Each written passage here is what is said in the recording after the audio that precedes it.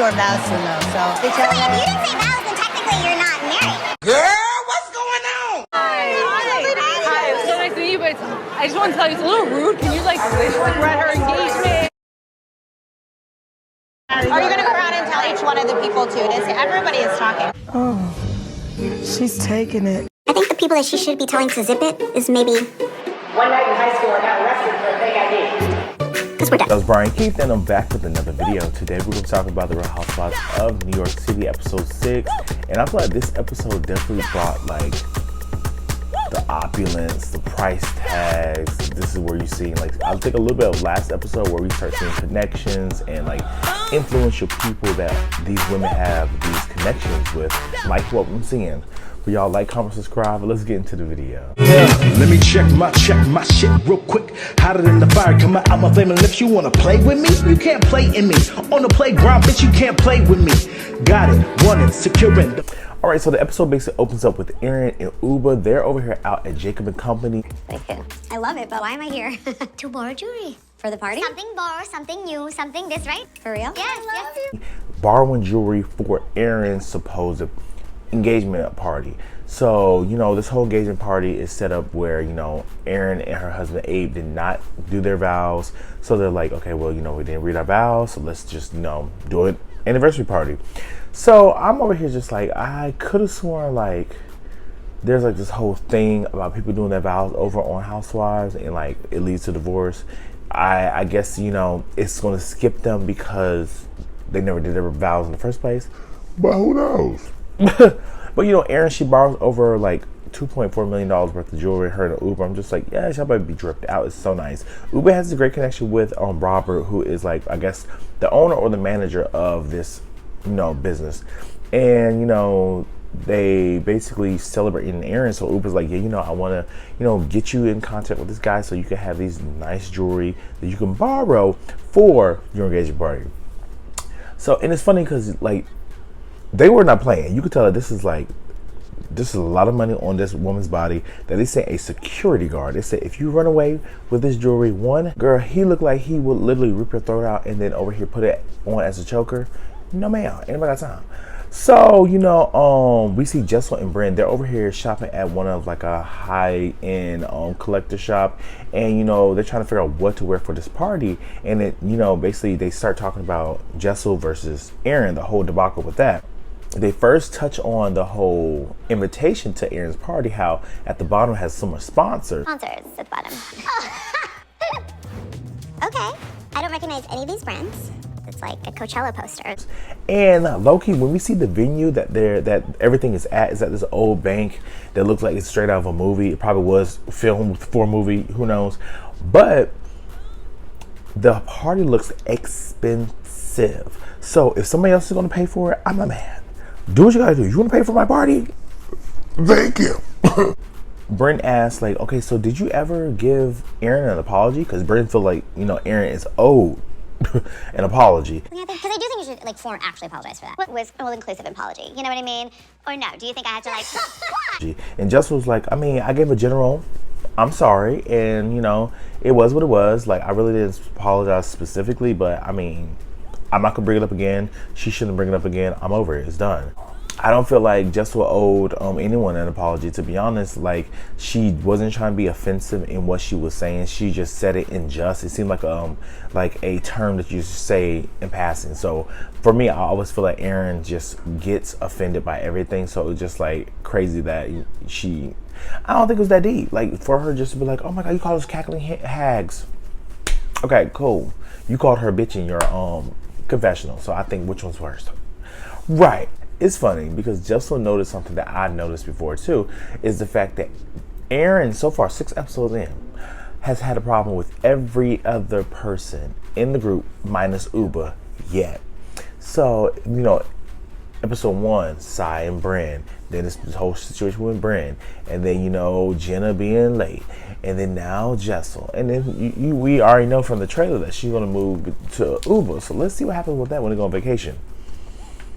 So, you know, Aaron and her husband, they go downtown for like a little date night, nothing too crazy, on the heels of the party. We're uptown. I was living downtown.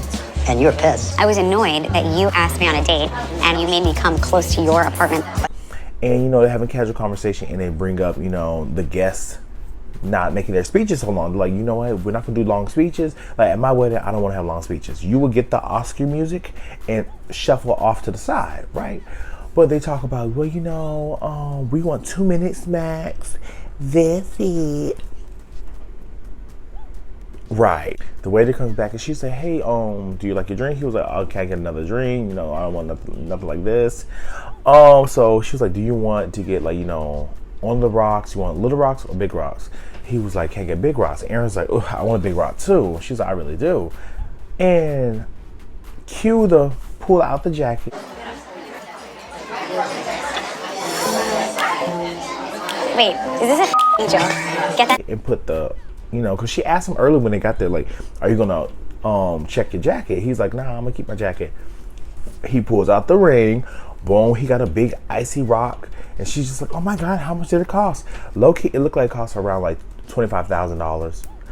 I don't know where I got that number from. I mean, I am nosy, but it looks very pricey. So go ahead, Abe, do what you gotta do. So we head over to Jessel and Pavitt, and they're talking about preschools for their twins. Search down to 2. I mean, I've narrowed it down to 2 schools. Pavitt has been sitting on his ass, fiddling with his balls. We're gonna need to do like an in-person meeting. Okay. And you know, I understand the importance of setting your kids up for success. Preschool though, maybe elementary school, sitting in a private school, that makes sense. But preschool is one of those things, like, I get Pavitt's mindset where it's like, okay, they're going to be doing watercolors, sleeping, and probably throwing temper tantrums. I don't think that they're going to be over here doing too much, like, but you never know. Like, in Jessel's perspective, she was like, too early is never too early, right? But $62,000. See if this is like feasible. Are you crazy? What? $62,000? For what?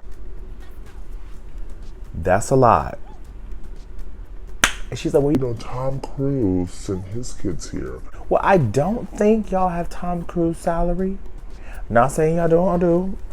I just don't think. But Jess was getting annoyed with Pavitt because he's not really taking it serious. He's just trying to figure out like the price tag. Like, okay, why are we spending this much money for something that doesn't seem that important at this moment? A very, very high profile school. How about race car drivers? You keep joking about this stuff, but like we have to get this stuff in. So I get it, but they're so young right now. But at the end of the day, they come to, you know, some type of understanding that they're trying to figure out where they're going to send their kids. So we'll figure out. So next up, we're over here at Side's house, and her son is over here just going to town on her white floor. And she's like, I'm not having it. You need to go in the kitchen because we're not about to mess with my floors. So, you know, Side talks to David about, you know, the aftermath with Jessel and Aaron. They were like how Jessel got so emotional at Aaron this and the third. First of all, she didn't get emotional. I don't know why Aaron even said that. The girl started crying. The girl wasn't even crying. So I know when Jessel was looking back like, girl, goodbye. Oh, yet again, I feel like David is the voice of reason. He mansplained it, but he's mansplained it where it makes sense. It's just so simple. Or this or that, she's juggling all this stuff. I might be pissed off too. Yeah, think of how overwhelming her past year has been. You're right. Whereas like Jessel is restarting her career and she started a new business. She's getting back into PR. She is have twins, no sex life, a social life, this show. She got so much stuff that she's juggling for someone to basically call her a kept woman or a woman that is catered to. It's probably disrespectful because it's just like she feels like she is a hardworking woman, that she is over here doing what she got to do. For you to just say that, oh, I'm just a kept woman, is just like, why?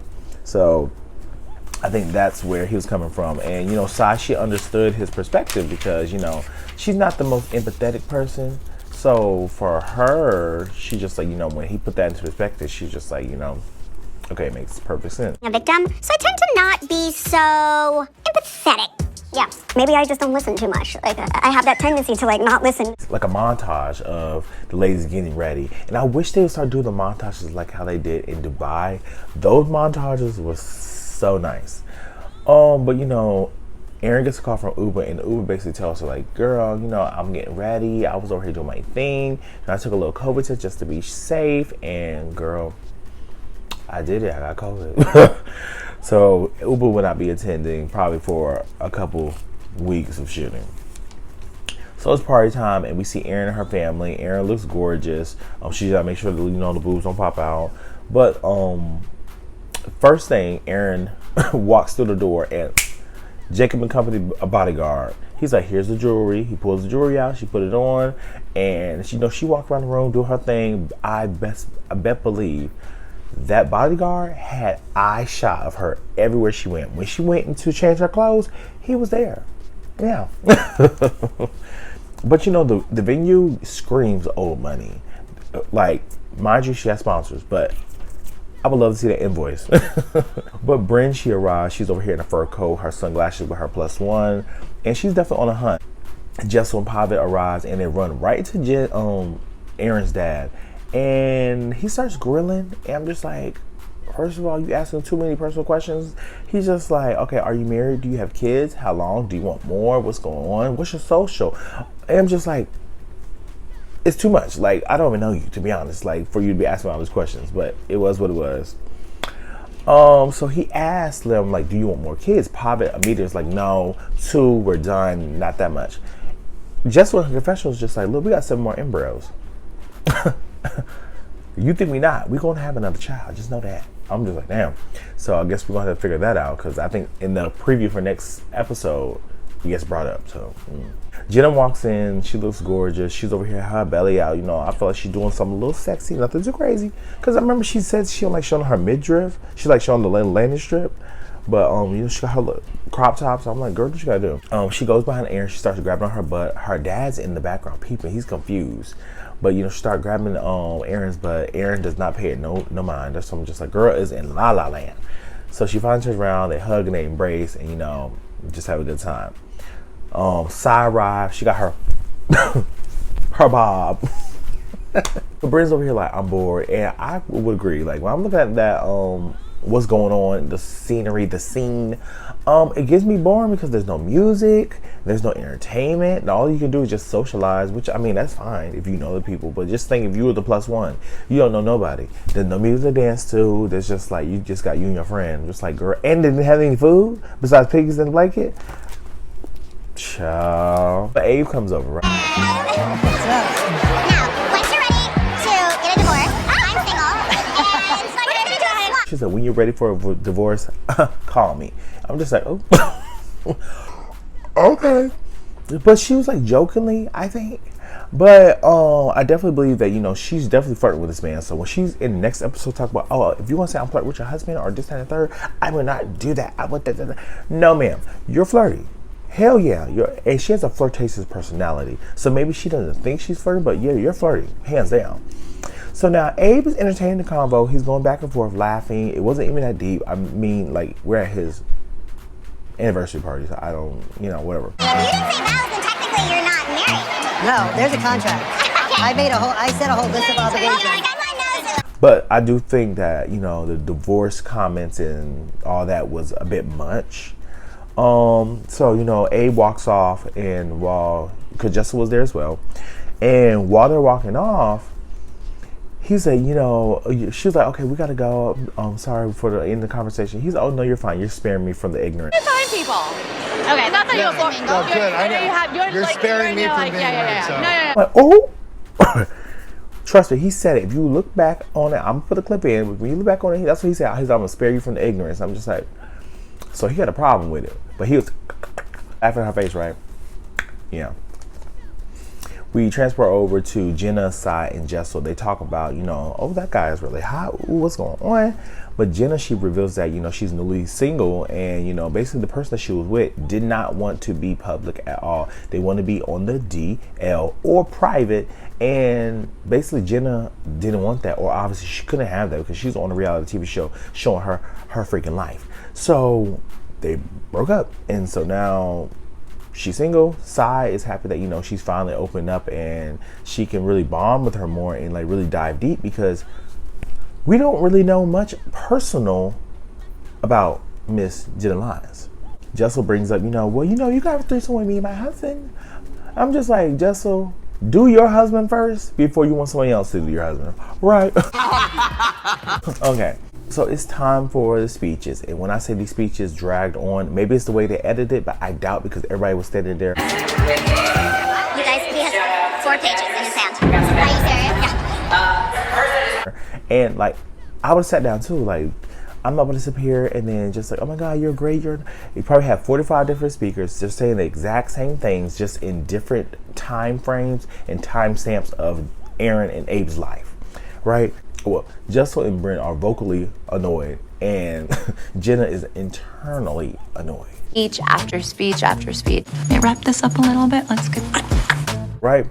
So the girls are just having a side conversation, nothing too loud, but you know, they're still talking. And Miss Kelly, Aaron's sister, comes over and she's just like, hey, you know, I just think it's rude for you guys just to be arguing while they're over here trying to talk. Y'all should be paying attention. I just want to tell you, it's a little rude. Can you like we're at our engagement? You guys are arguing. It's like, you're not arguing. Whatever. You guys are chatting, chit-chatting. Now we have a problem, right? Miss Kelly, shout out to you for standing up for your sister, because we already know that Aaron's a control freak. So, and we already saw she was checking people when she was on the mic, telling them to be quiet. Lots of people back there talking. So shout out for you for having your sister back. But however, they weren't arguing, and I don't think they were having that much loud conversation for you to want to come over. But maybe the reason that you came over is the fact that you saw a camera, a boom mic, and some lights pointed at these women, and you wanted just to get your 2 cents in on camera. I mean, I get it. But my whole thing is, like Bryn said, okay, you want to talk about us talking, but are you going to talk about everybody else that's talking too? Are you going to go around and tell each one of the people too? Everybody is talking, but you're right, it's rare. Yeah. She was like, fair, yeah, you're right, yeah, fair. Like, if you like, my whole thing is like, don't be biased and just come over here to talk about we're arguing. We're not arguing. Like, at the end of the day, like, to be honest, she should be happy that they kept it cute. They all kept it real cute. And now I have to give you 10 reasons as to why you would never make the cut. As to why you did not get booked for the role. Offer was never on the table? I would never fuck with you. Are you crazy? So Abe and Aaron do these speeches, and you know, it's so I love you, you're my lover, you're my light, you're my everything. I would die for you, I would kill for you. You going to jail? Abe, I truly can't believe we've been married for 10 years. When I met you 12 years ago in a bar on the Lower East Side called The Draft, I never... So everybody, you know, it's the end of the episode, and we close it out with, you know, the girls over here dancing, partying, doing their thing, and Sai's just like, girl, I'm hungry, like, hurry up, what are we doing? And Aaron's like, okay, give me a couple seconds, I'm gonna be right back, I'm just gonna do an outfit change. Nobody better leave, I'm going to change. Okay, I'm changing. Bitches are hungry over here. Hungry, there's no food here. So Sai's just like, you know, I'm pescatarian, they're serving pigs in a blanket, I can't eat that, so I'm about to go, because I haven't ate all day and I'm hungry, and this is yet another event that Aaron don't have food. So she skedaddles out. You wouldn't even notice me if I was gone. I'm going to Nobu, honey. I'm hungry.